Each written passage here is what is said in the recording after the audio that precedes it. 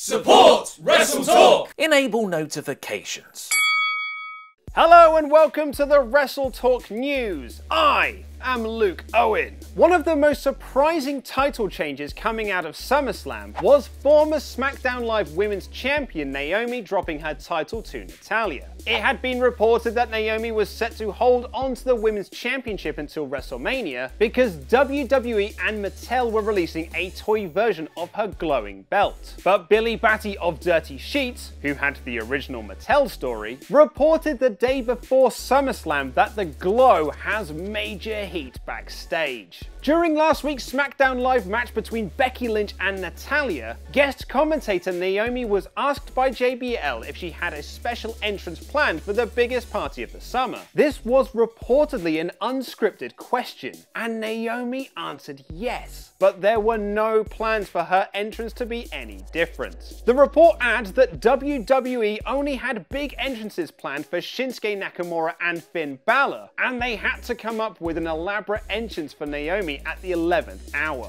at a time when WWE are trying to cut as many unnecessary costs as possible. Naomi isn't the only WWE superstar with major heat at the moment, as the realest guy in the room, Enzo Amore, is reportedly the most hated man backstage. On the post-SummerSlam edition of Wrestling Observer Radio, Dave Meltzer noted that everyone hates Enzo, and this is why Booker T, who is supposed to be a babyface commentator, buried him throughout the match between Big Show and Big Cass at SummerSlam. Meltzer also reports that Enzo didn't get the huge pop WWE were expecting him to get from the New York crowd. Understandable given how over he was 2 years ago in the same building, and Wrestling News World added that Enzo's promo was cut short by Vince McMahon, who played Big Cass's entrance music to interrupt early. Despite debuting on 205 Live as Neville's next challenger, Wrestling News World notes that Enzo's days are numbered. Speaking of Neville, and the king of the cruiserweights regained his throne by beating Akira Tozawa for the Cruiserweight Championship on the SummerSlam pre-show. Last week on Monday Night Raw, just 6 days before said SummerSlam clash, Tozawa picked up the championship from Neville in a surprise win.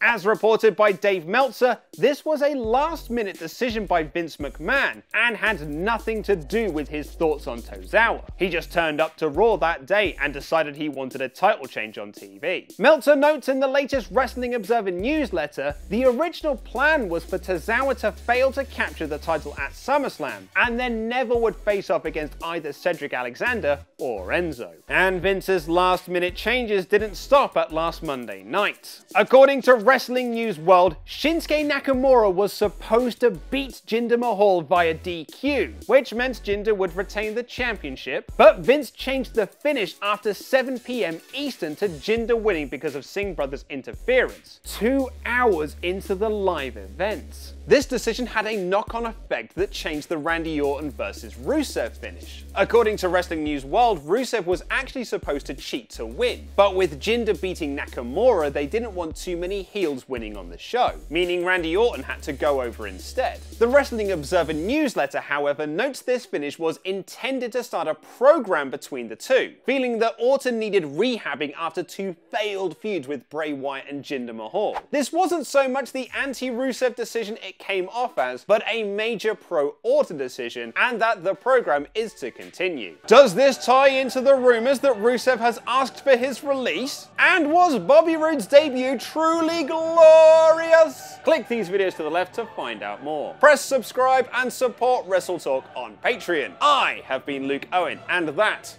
was wrestling.